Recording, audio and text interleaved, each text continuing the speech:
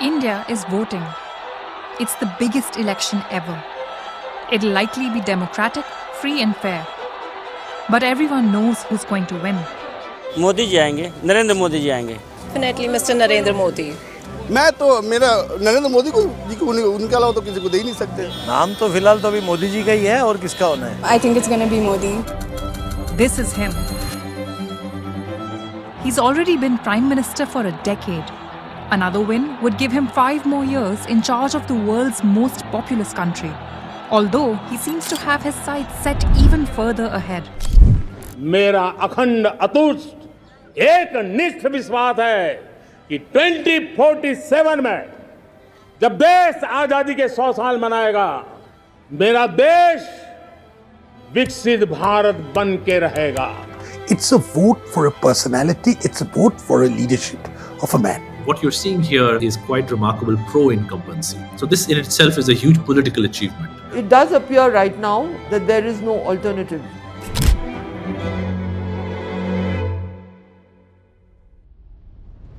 I'm Nimisha Jaiswal and I've been reporting on India ever since Modi first came to power almost a decade ago.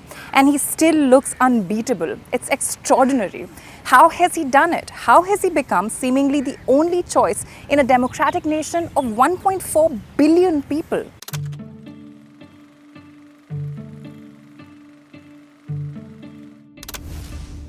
Modi's journey to power started here, in the city of Vadnagar, in the eastern state of Gujarat. The origin story he tells includes helping out at his father's tea stall at the local railway station. It's never been corroborated, but it's an important part of his political message. Because when people see that people of humble backgrounds are doing better, that sends out a message. It sends out a very, very important message. Swapan Das Gupta is part of the national executive of the BJP, Modi's party. I think one of the things which Modi has done so far is sent out that message that look, any Indian can, in theory, make it. He started early. He was just 8 when he first went to youth meetings at the Rashtriya Swayamsevak Sangh, the RSS. That's a huge volunteer organization focused on promoting a Hindu way of life, or Hindutva. And it is where the BJP originated. RSS is at least its self-image is that of socio-cultural body. It believes that it is actually nurturing talent, leadership for the sake of nation building. It's today probably the largest volunteer movement which exists in India at present, and one which has a tremendous amount of influence courtesy its relationship with the BJP. At 19, Modi joined the RSS full-time and soon became one of its crucial pracharaks, or missionaries. His job was to promote RSS Hindu doctrine, which he did for 15 years. His grounding in politics does not come from belonging to a family or a political dynasty, which is very common in India, but it comes from belonging to a cadre-based organization. Sabha Naqvi is a journalist and author of the book Saffron Storm, which looks closely at the BJP's rise. And to understand the needs of the cadre and the needs of an election machinery, which within the Indian situation, organization is extremely important. All of this Mr. Modi knew before he got into mass politics. A thorough cadre man by the time he was 37, he was rewarded with a rare transfer and promotion. He joined the new Hindu party BJP. He became organizing secretary, a job more important than it might sound. It linked the BJP with the grassroots RSS. His strength as an organization man. He had a phenomenal grasp of the organization, and he was very popular among the party's sort of faithful. He was full of energy, full of ideas and things when he was organizing secretary. And he stood out from the rest of the very stodgy politicians. On the right there is a young Modi with one of the BJP's founders, Lal Krishna Advani. Advani was on a journey or yatra across India to call for a temple to be built in the city of Ayodhya at what is believed to be the birthplace of the Hindu god Ram, in place of the mosque that stood there. This will come up again. Initially, though, Modi focused on big plans for his party in Gujarat. Modi transformed the BJP in his home state. This created strong roots for him in Gujarat, something that would prove extremely valuable for the rest of his political life. It also made his name within the BJP. To take the Gujarat BJP from a position where it was not even the main opposition party to becoming the main force. He had a very, very important role in galvanizing the forces, etc. So his role in Gujarat as a political mobilizer was always recognized. So Modi was perfectly placed to step in and rescue that state government when it ran into trouble in 2001. He became chief minister. Normally RSS people are not pulled out and made to go into the administration. One of the first times an exception was made and he was pulled in, somehow salvaged the situation. But the burning of a train carrying Hindu pilgrims just 4 months after Modi took the top job in Gujarat sparked religious riots and violence. Over 1,000 people were killed, most of them Muslim. Some said the state government had not done enough to protect the minorities. Modi was denied visas to the US and the UK for years over this. But 10 years later, a special investigation team cleared him of wrongdoing. Mr. Modi is seen as the ideological purist at that time. There is a term which is used for him, which is in Hindi, you say Hindu Hriday Samrat, which means the king of Hindu hearts. It comes from his time in Gujarat. On the back of a riot, his positioning as a protector of Hindus, as a person who will always speak Hindu first, Hindu rights, so on and so forth. This clear image of a strong Hindu leader at a time of upheaval, combined with his history in the RSS, solidified his political personality. People knew where he stood. But it wasn't just that. His combination of development and attracting big business to the state came to be known as the Gujarat model.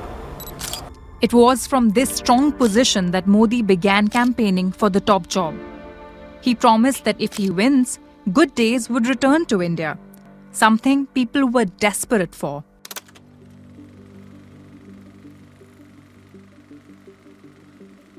It's 2011 and Indians are furious. Prime Minister Manmohan Singh and his Congress party are in government, leading a coalition that has become beset by corruption scandals, one after another.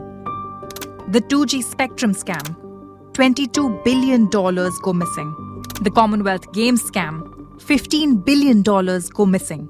The Adarsh Society scam, war heroes and widows never get the housing they were promised. Top government leaders and officials were implicated. The Congress, the grand old party of Indian politics, home to the Nehru and Gandhi family, was drowning in these scandals. For many, there was a sense of betrayal. People's frustration with the party had reached a boiling point, and when elections rolled around in 2014, conditions were ripe for Modi. So there was firstly that thing about India losing its way. And we needed a strong leader who in Gujarat has shown that you can actually take it forward in a particular direction with firmness, with decisiveness. And secondly, which I think don't want to underplay its significance, is that Modi was also regarded in various ways as a Hindu leader, as the first sort of Hindu Hriday Samrat after a long time. The element of Hindu nationalism, which Modi epitomized, was also there. People were voting for change. The line Mr. Modi used in that first election was, "Achhe din, good days are coming. Good days are coming."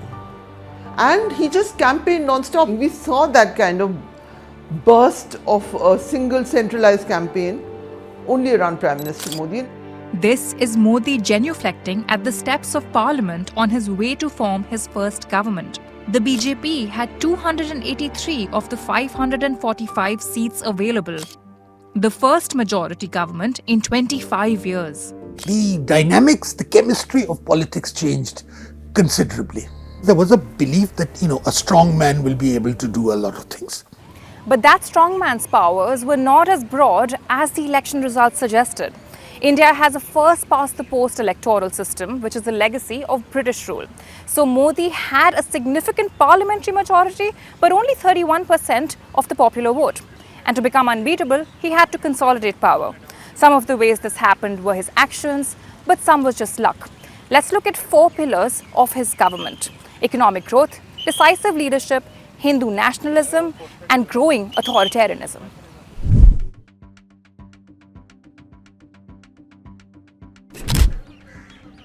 आने वाले 5 साल में मोदी का guarantee है, देश पहले 3 वैश्विक economy में अपना जगह ले लेगा। ये पक्का जगह ले लेगा। When Modi made that promise, India had already overtaken its former colonial ruler Britain to become 5th largest. It's been moving in that direction all through Modi's rule, starting from 10th position when he took power back in 2014. A successful leader needs to provide a strong economy. And yet, a little like Modi's election victories, those numbers are not all they might seem. For many people, the economic boom has had little practical impact. When it comes to per capita income, India is not even in the top 100 in the world. Rohit Lamba is an economist and author of the book Breaking the Mold on India's economic future. Right, so India is around $2,500 per capita income. China is around $12.5, $13. Korea is around somewhere between $30,000 and $35,000. So just to give you the context of the distance we still have to cover in terms of the average well-being of the Indian citizen. Private investment has been low and foreign investment has declined as a fraction of the GDP. The job situation is in quite a dire state right now. The human capital quality of the average Indian citizen is not improving significantly enough for our demographic dividend to actually bear fruit. but how has all of this not harmed Modi? Well, he's introduced several factors that create enthusiasm and even national pride, not least the digital revolution. Watch this. भैया एक दीजिएगा. Thank you. It's that easy. बहुत अच्छा काम किया उन्होंने, सब चीज़ें कर दिया, ऑनलाइन हर एक चीज़ हो गई, सारी लोगों को सुविधा है। पहले इतने जेब काटते थे, पॉकेट मारते थे रेलवे स्टेशन पर, किसी के मोबाइल चले जाते थे, कोई कहते थे भाई मेरे पास पैसे ही नहीं है, पर्स ही निकाल लिया, तो वो सिस्टम भी खत्म हो गया, पैसे रखने के काम ही खत्म हो गया। The digital payments revolutions is truly a spectacular story, which is it's almost one of its kind in the world. So even if you travel to the US and Europe now, the India digital system actually seems far ahead. This is what financial inclusion is called. I can be financially included because I have this digital imprint. A lot of credit actually does go to the government for executing these plans with greater efficiency. And where people don't have enough, Modi's government has expanded the public provision of goods, all with the PM's brand on it. A gas cylinder, a bank account, a toilet is not classically a public good like health and education. But what the government has done through its, again, efficiency in implementing various policies and judiciously using the digital India stack, is that it has made the reaching of these goods directly to the people much easier and much more efficient. It's been working for Modi and the BJP. In 2019, the party's parliamentary seat count rose to 303 on a popular vote of 37%.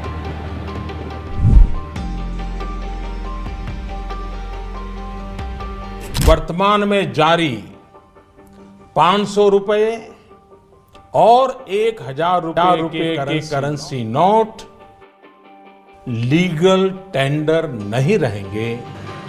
This was Modi taking on the criminal black economy. Making major currency notes invalid was designed to disrupt cash-based tax avoidance. It caused chaos for others too, sending many people in informal work, paid in cash, scrambling for valid notes to save their livelihoods. That was just 2 years into his first term. But that wasn't the last time Modi would make stunning surprise announcements. As he has settled into power, the PM has taken several such steps that would arguably have been political suicide for other lesser politicians. Their effects may have been questionable, but Modi's image as a strong man of action has benefited. Demonetization, most economists would argue was just a bad policy. The demonetization really kind of seems to have killed the back of the informal economy. Even the way the demonetization was first motivated, right, as a bitter pill that everybody needs to swallow for the greater good of the country. It was really a masterclass in communication. And despite the suffering that demonetization undeniably caused, just a few months later, the BJP won crucial state elections in India's most populous state, Uttar Pradesh. So to actually at the back of what is clearly an economic policy gone massively wrong, you have a thumping political victory. So why weren't people more angry with the government? There was a sense in which the misery was shared, and that the poor especially, and remember in India, the poor and the lower middle class vote in overwhelmingly larger numbers than the rich and the upper middle class. It is widely felt that the poor and lower middle class absorbed that for the first time, a strong decision had been made that affected the rich as much as it affected the poor. There was some kind of catharsis in shared misery. And it was misery clearly, right? Modi also made stunning and sudden decisions during the COVID pandemic. Waves of desperate migrant workers left cities on foot when the first lockdown was announced, and critics blamed government mismanagement for the high death toll of the second wave. These decisions caused distress and heartache for millions, but did not damage him. Intention of Mr. Modi has not been questioned, and I think everyone means he means well. And so tough decisions are taken, and I think people have given him the benefit of the doubt.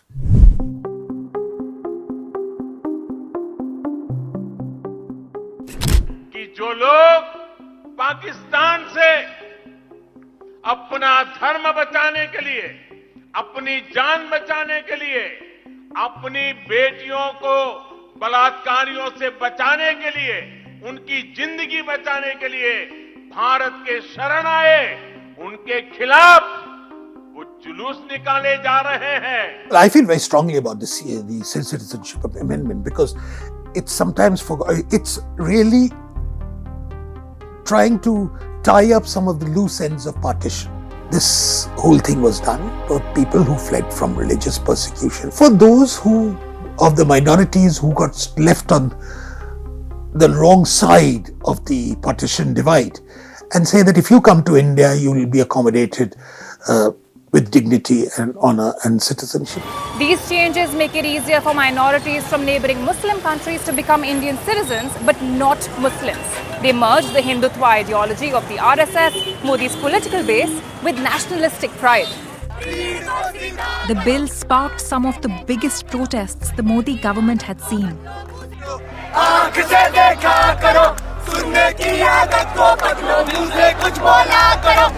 This women's sit-in in Delhi lasted over 3 months.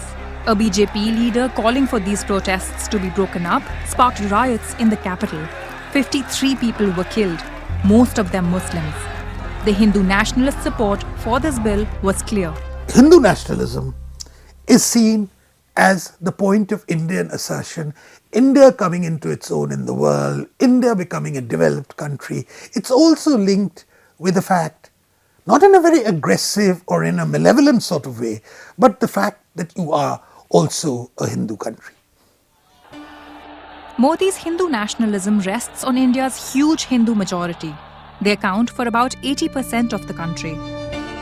So he benefited politically when he removed the special status of India's only Muslim majority state, Jammu and Kashmir, despite criticism saying it targeted Muslims. And remember this image of a young Modi on his way up in the BJP? He was with the party elder pushing for a Ram temple to be built on the site of a mosque in Ayodhya. That campaign helped rile up Hindu mobs who tore down the mosque. 32 years later, Modi built that temple. And while that needed a court decision, Modi placed himself at the center of celebrations, getting the credit for the wildly popular move. वो अच्छा अपने देश के लिए अच्छा काम करते हैं और राम मंदिर उन्हीं ने बनवाया, उनके बस का ही था, इसलिए उन्होंने बनवाया. लेकिन निर्णय तो सुप्रीम कोर्ट का था. तो सुप्रीम कोर्ट ने लिया, उसके बाद तो मोदी जी ने ही बनवाया ना, उससे पहले तो किसी ने नहीं बनवाया. इससे पहले भी सरकार आया. What was subliminal has been brought into the open. That's really what has happened. What has happened is that being Hindu has become no longer a matter of being defensive about it. But more important, being Hindu has also become a source of pride. And here you're defying some of the larger trends globally, particularly in Europe, where nationalism is seen as a dirty word.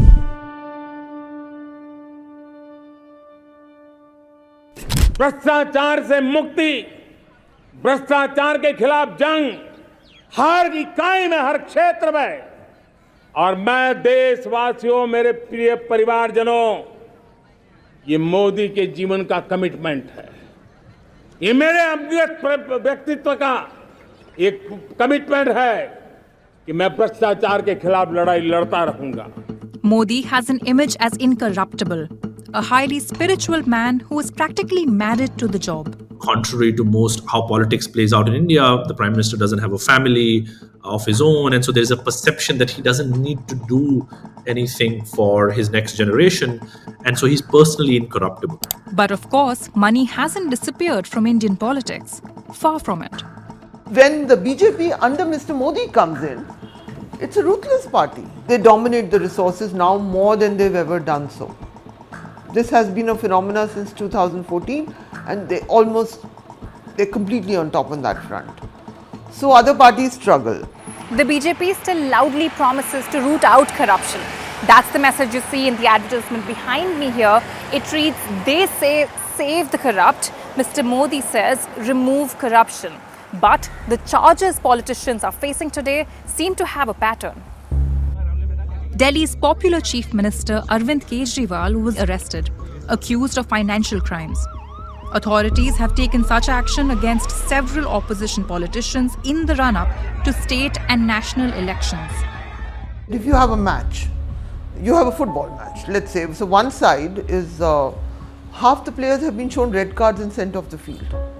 That's what's happening right now. A Chief Minister of Jharkhand is in jail, the Chief Minister of Delhi is in jail. The Congress accounts are frozen till the other day, and even now they're in financial trouble. That is like not being able to play with the full team, and everyone else who's playing is still facing cases. Do BJP cadres also face these kind of investigations? No, they don't. They don't. I mean, those who have been recruited by the BJP, the investigations have gone away. Media houses have also faced charges of financial misdemeanors, including the BBC and The Wire, an Indian news website critical of the government. The BJP says these charges are legitimate inquiries, not attempts to silence critical voices. They are an extension of certain political parties or political forces in the country, which they are more than just ordinary news portals, and they still exist. Nobody has stopped them. They might have had to answer a few questions, but I think they exist, and I don't think they will be stopped. Yet, India's ranking has steadily declined in the World Press Freedom Index. So it's not as if the media is over. It's just that it's not easy. You will face harassment. You will be told by editors not to do the X and Y. And yes, but there is an attempt, definitely, to intimidate and to monitor the space, and there are new laws coming about the digital space and so on. So the traditional media is completely obedient, and they don't ask the Prime Minister any questions, and he's never had an open press conference. As we've examined, people feel like the economy is doing well. Many like his Hindu nationalism, and he's established himself as a decisive, much-loved leader at the head of an increasingly dominant political party in India. Modi is approaching this election from a very strong position.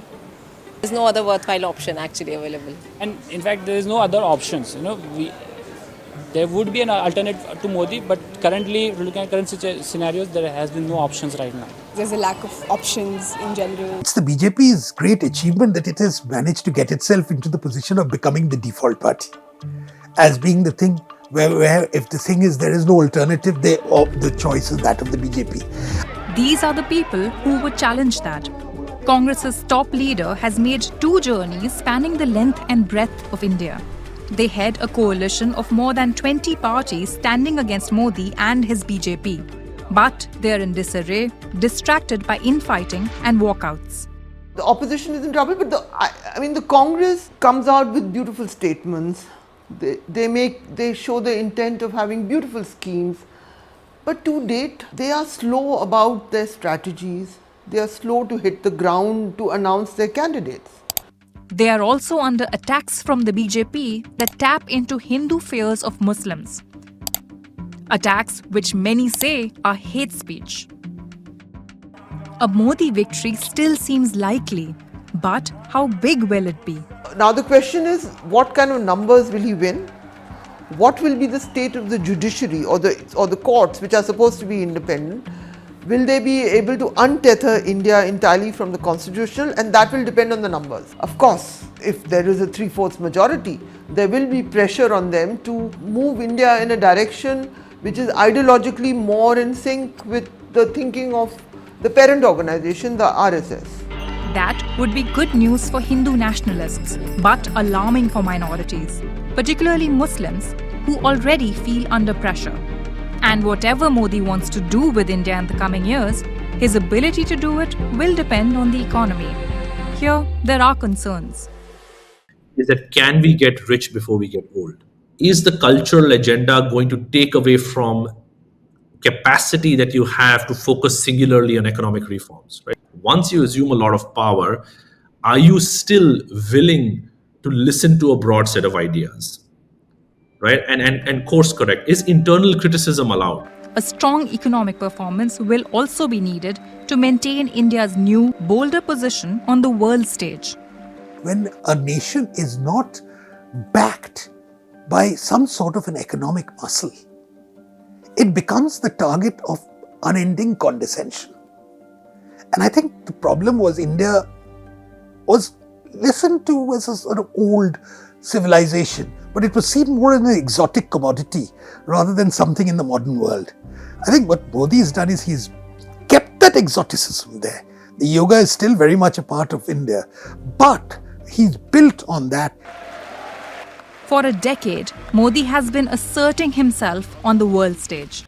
हमने climate को लेकर के दुनिया जो संकट से जूझ रही है, हमने रास्ता दिखाया है विमेन लेड डेवलपमेंट के, और जब G20 में मैंने विमेन लेड डेवलपमेंट के विषय को आगे बढ़ाया है तो पूरा G20 समूह इसके महत्व को स्वीकार कर रहा है. And as Western leaders look more towards India to help limit China's influence in the region, so Modi becomes more assertive in international circles. So even if, for example, now a respected foreign publication is doing a critical analysis of India, unfortunately it doesn't stick, in my opinion, as much as it would have 20-30 years ago, because of almost this consensus that has developed within India that we don't need to be told what to do. That sense of confidence is likely to inform India's and Modi's future. This amount of self-confidence which Modi has been able to impart to the average Indian is something which is more than politics. I think when people look back to the Modi era, they will see that it was probably a very major point of transformation, positive transformation of India and how we see ourselves. And that's the story that's working, that's making Modi unbeatable. It's a story a vast majority of Indians want to believe in, and that's powerful stuff in politics. We've seen how Modi started with the perfect origin story. Remember that image of the poor, hard-working tea seller boy? And he came up via the party rather than a dynasty, building on solid roots in community leadership and a strong record in state governance. He saw his moment when the country was sick of corrupt government decay and took it. And he spent a decade creating a leadership cult based on his incorruptibility and decisive leadership, and on people's desire to be a part of a Hindu India rising. But the true test of democracy here would be whether that India, Modi's India, brings all its people along.